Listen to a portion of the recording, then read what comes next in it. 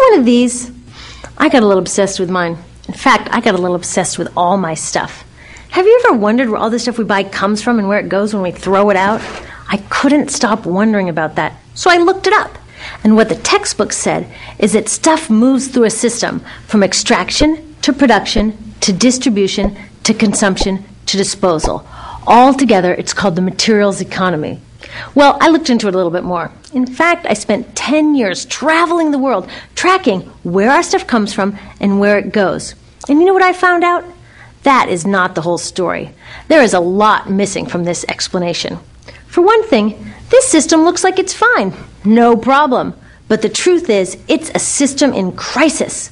And the reason it's a system in crisis is it's a linear system and we live on a finite planet. And you cannot run a linear system on a finite planet indefinitely. Every step along the way, this system is interacting with the real world. In real life, it's not happening on a blank white page. It's interacting with societies, cultures, economies, the environment. And all along the way, it's bumping up against limits. Limits we don't see here because the diagram is incomplete. So let's go back through. Let's fill in some of the blanks and see what's missing. Well, one of the most important things that's missing is people. Yes, people. People live and work all along this system. And some people in this system matter a little more than others. Some have a little more say. Who are they? Well, let's start with the government. Now, my friends tell me I should use a tank to symbolize the government, and that's true in many countries and increasingly in our own. After all, more than 50% of our federal tax money is now going to the military. But I'm using a person to symbolize the government because I hold true to the vision and values the government should be of the people, by the people, for the people. It's the government's job to watch out for us, to take care of us. That's their job. Then along came the corporation. Now, the reason the corporation looks bigger than the government is that the corporation is bigger than the government. Of the 100 largest economies on Earth now, 51 are corporations. And as the corporation has grown in size and power, we've seen a little change in the government where they're a little more concerned in making sure everything's working out for those guys than for us. Okay, so let's see what else is missing from this picture. We'll start with extraction, which is a fancy word for natural resource exploitation, which is a fancy word for trashing the planet. What this looks like is we chop down the trees, we blow up mountains to get the metals inside, we use up all the water, and we wipe out the animals. So here we are running up against our first limit. We are running out of resources. We are using too much stuff. Now, I know this can be hard to hear, but it's the truth, so we've got to deal with it. In the past 3 decades alone, 1/3 of the planet's natural resource base has been consumed. Gone. We are cutting and mining and hauling and trashing the place so fast that we're undermining the planet's very ability for people to live here. Where I live, in the United States, we have less than 4% of our original forests left. 40% of the waterways have become undrinkable. And our problem is not just that we're using too much stuff, but we're using more than our share. We have 5% of the world's population, but we're using 30% of the world's resources and creating 30% of the world's waste. If everybody consumed at U.S. rates, we would need 3 to 5 planets. And you know what? We've only got 1. So my country's response to this limitation is simply to go take somebody else's. This is the third world, which some would say is another word for our stuff that somehow got on somebody else's land. So what does that look like? The same thing, trashing the place. 75% of global fisheries now are fished at or beyond capacity. 80% of the planet's original forests are gone. In the Amazon alone, we're losing 2,000 trees a minute. That is 7 football fields a minute. And what about the people who live here? Well, according to these guys, they don't own these resources, even if they've been living there for generations. They don't own the means of production, and they're not buying a lot of stuff. And in this system, if you don't own or buy a lot of stuff, you don't have value. So next, the materials move to production. And what happens there is we use energy to mix toxic chemicals in with the natural resources to make toxic contaminated products. There are over 100,000 synthetic chemicals in use in commerce today. Only a handful of them have even been tested for health impacts, and none have been tested for synergistic health impacts. That means when they interact with all the other chemicals we're exposed to every day. So we don't know the full impact on health and the environment of all these toxic chemicals, but we do know one thing: toxics in, toxics out. As long as we keep putting toxics into our industrial production systems, we're going to keep getting toxics in the stuff that we bring into our homes and workplaces and schools, and our bodies. Like BFRs, brominated flame retardants, they're a chemical that make things more fireproof, but they are super toxic. They're a neurotoxin. That means toxic to the brain. What are we even doing using a chemical like this? Yet we put it in our computers, our appliances, couches, mattresses, even some pillows. In fact, we take our pillows, we douse them in a neurotoxin, then we bring them home and put our heads on them for 8 hours a night to sleep. Now, I don't know, but it seems to me in this country with so much potential, we could think of a better way to stop our heads from catching on fire at night. Now, these toxics build up the food chain and concentrate in our bodies. Do you know what is the food at the top of the food chain with the highest level of many toxic contaminants? Human breast milk. That means that we've reached a point where the smallest members of our societies, our babies, are getting the highest lifetime dose of toxic chemicals from breastfeeding from their mothers. Is that not an incredible violation? Breastfeeding must be the most fundamental human act of nurturing. It should be sacred and safe. Now, breastfeeding is still best, and mothers should definitely keep breastfeeding, but we should protect it. They should protect it. I thought they were looking out for us. And of course, the people who bear the biggest brunt of these toxic chemicals are the factory workers, many of whom are women of reproductive age. They're working with reproductive toxins, carcinogens, and more. Now, I ask you, what kind of woman of reproductive age would work in a job exposed to reproductive toxins except for a woman with no other option? And that's one of the beauties of this system. The erosion of local environments and economies here ensures a constant supply of people with no other option. Globally, 200,000 people a day are moving from environments that have sustained them for generations into cities, many to live in slums, looking for work, no matter how toxic that work may be. So you see, it's not just resources that are wasted along this system, but people too. Whole communities get wasted. Yep, toxics in, toxics out. A lot of the toxics leave the factories in products, but even more leave as byproducts or pollution. And it's a lot of pollution. In the U.S., our industry admits to releasing over 4 billion pounds of toxic chemicals a year. And it's probably a lot more, because that's only what they admit. So that's another limit, because yuck, who wants to look at and smell 4 billion pounds of toxic chemicals a year? So what do? Move the dirty factories overseas, pollute someone else's land. But surprise, a lot of that pollution is coming right back at us, carried by wind currents. So what happens after all these natural resources are turned into products? Well, it moves here for distribution. Now, distribution means selling all the toxic contaminated junk as quickly as possible. The goal here is to keep the prices down, keep the people buying, and keep the inventory moving. How do they keep the prices down? Well, they don't pay the store workers very much, and they skimp on health insurance every time they can. It's all about externalizing the costs. What that means is that the real costs of making stuff aren't captured in the price. In other words, we aren't paying for the stuff we buy. I was thinking about this the other day. I was walking to work and I wanted to listen to the news, so I popped into a Radio Shack to buy a radio. I found this cute little green radio for $4.99. I was standing there in line to buy this thing, and I was thinking, how could $4.99 possibly capture the cost of making this radio and getting it into my hands? The metal was probably mined in South Africa. The petroleum was probably drilled in Iraq. The plastics were probably produced in China, and maybe the whole thing was assembled by some 15-year-old in a maquiladora in Mexico. $4.99 wouldn't even pay the rent for the shelf space it occupied until I came along, let alone part of the staff guy's salary who helped me pick it out, or the multiple ocean cruises and truck rides pieces of this radio went on. That's how I realized I didn't pay for the radio. So who did pay? Well, these people paid with the loss of their natural resource space. These people paid with the loss of their clean air, with increasing asthma and cancer rates. Kids in the Congo paid with their future. 30% of the kids in the Congo now have dropped out of school to mine coltan, a metal we need for our cheap and disposable electronics. These people even paid by having to cover their own health insurance. All along this system, people pitched in so I could get this radio for $4.99, and none of these contributions are recorded in any accounts book. That's what I mean by the company owners externalized the true costs of production. And that brings us to the golden arrow of consumption. This is the heart of the system, the engine that drives it. It is so important that protecting this arrow has become the top priority for both of these guys. That's why after 9/11, when our country was in shock, and President Bush could have suggested any number of appropriate things, to grieve, to pray, to hope.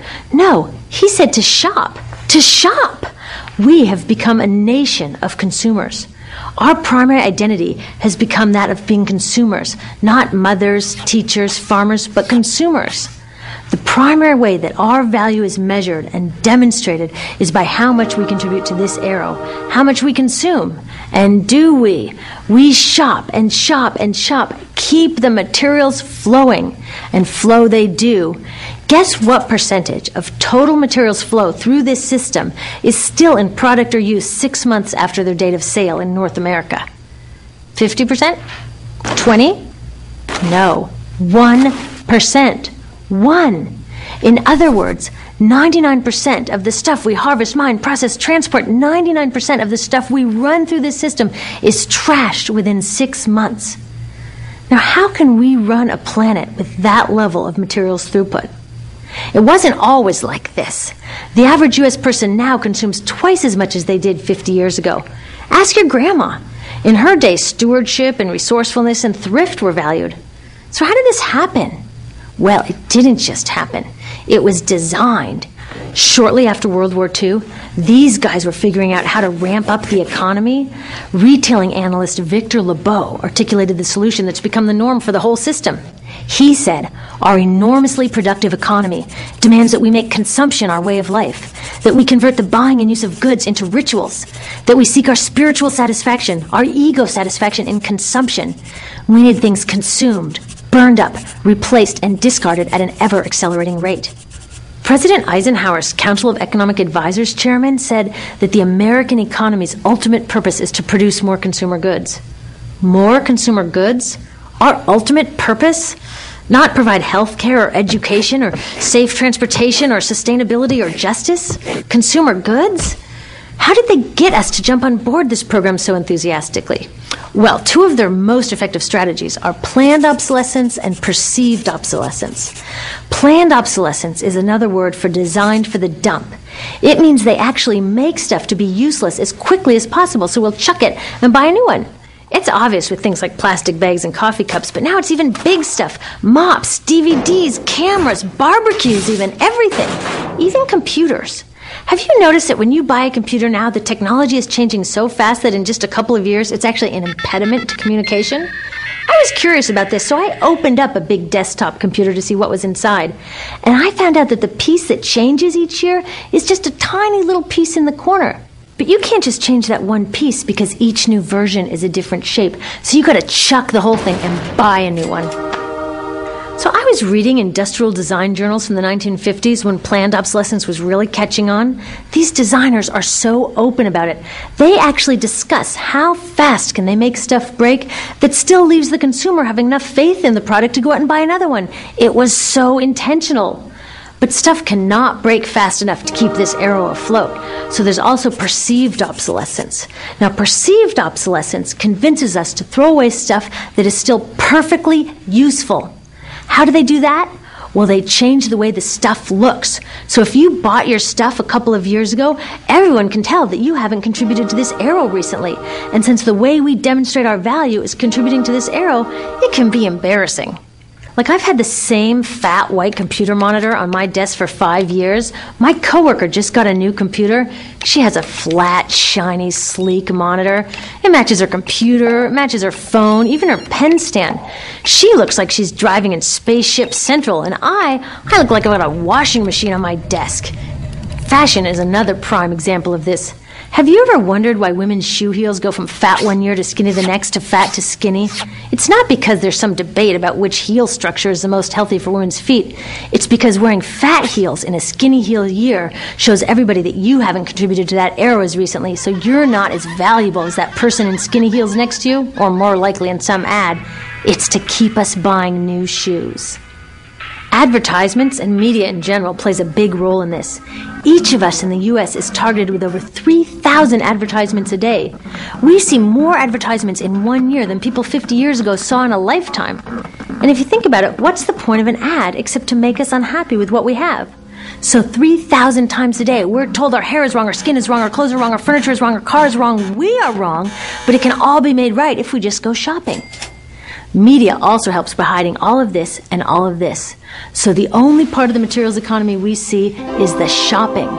The extraction, production, and disposal all happens outside of our field of vision. So in the U.S., we have more stuff than ever before, but polls show that our national happiness is actually declining. Our national happiness peaked in the 1950s, the same time that this consumption mania exploded. Interesting coincidence. I think I know why. We have more stuff, but we have less time for the things that really make us happy. Friends, family, leisure time. We're working harder than ever. Some analysts say we have less leisure time than any time since feudal society. And do you know what the two main activities are that we do with the scant leisure time we have? Watch TV and shop. In the U.S., we spend 3 to 4 times as many hours shopping as our counterparts in Europe do. So we're in this ridiculous situation where we go to work, maybe 2 jobs even, and we come home and we're exhausted, so we plop down on our new couch and watch TV, and the commercials tell us you suck, so you got to go to the mall to buy something to feel better, and then you got to go to work more to pay for the stuff you just bought, so you come home and you're more tired, so you sit down and you watch more TV, and it tells you to go to the mall again, and we're on this crazy work, watch, spend treadmill, and we could just stop. So in the end, what happens to all the stuff we buy anyway? At this rate of consumption, it can't fit into our houses, even though the average house size has doubled in this country since the 1970s. It all goes out in the garbage. And that brings us to disposal. This is the part of the materials economy we all know the most because we have to haul the junk out to the curb ourselves. Each of us in the United States makes 4.5 pounds of garbage a day. That's twice what we each made 30 years ago. All of this garbage either gets dumped in a landfill, which is just a big hole in the ground, or if you're really unlucky, first it's burned in an incinerator and then dumped in the landfill. Either way, they both pollute the air, land, water, and don't forget, change the climate. Incineration is really bad. Remember those toxics back in the production stage? Well, burning the garbage releases the toxics up into the air. Even worse, it makes new super toxics, like dioxin. Dioxin is the most toxic man-made substance known to science, and incinerators are the #1 source of dioxin. That means that we could stop the #1 source of the most toxic man-made substance known just by stopping burning the trash. We could stop it today. Now, some companies don't want to deal with building landfills and incinerators here, so they just export the disposal too. What about recycling? Does recycling help? Yes, recycling helps. Recycling reduces the garbage at this end, and it reduces the pressure to mine and harvest new stuff at this end. Yes, yes, yes, we should all recycle, but recycling is not enough. Recycling will never be enough for a couple reasons. First, the waste coming out of our houses is just the tip of the iceberg. For every 1 garbage can of waste you put out on the curb, 70 garbage cans of waste were made upstream just to make the junk in that 1 garbage can you put out on the curb. So even if we could recycle 100% of the waste coming out of our households, it doesn't get to the core of the problems. Also, much of the garbage can't be recycled, either because it contains too many toxics or it's designed not to be recyclable in the first place. Like those juice packs, where they have layers of metal and paper and plastic all smushed together, you can never separate those for true recycling. So you see, it is a system in crisis. All along the way, we are bumping up against limits. From changing climate to declining happiness, it's just not working. But the good thing about such an all-pervasive problem is that there are so many points of intervention. There are people working here on saving forests and here on clean production, people working on labor rights and fair trade and conscious consuming and blocking landfills and incinerators, and very importantly, on taking back our government so that it really is by the people and for the people. All of this work is critically important, but things are really going to start moving when we see the connections, when we see the big picture. When people along the system get united, we can reclaim and transform this linear system into something new, a system that doesn't waste resources or people. Because what we really need to chuck is that old school throwaway mindset. There's a new school of thinking on this stuff, and it's based on sustainability and equity, green chemistry, zero waste, closed-loop production, renewable energy, local living economies. It's already happening. Now, some say it's unrealistic, idealistic that it can't happen, but I say the ones who are unrealistic are those that want to continue with the old path. That's dreaming. Remember, that old way didn't just happen. It's not like gravity that we've just got to live with. People created it, and we're people too. So let's create something new.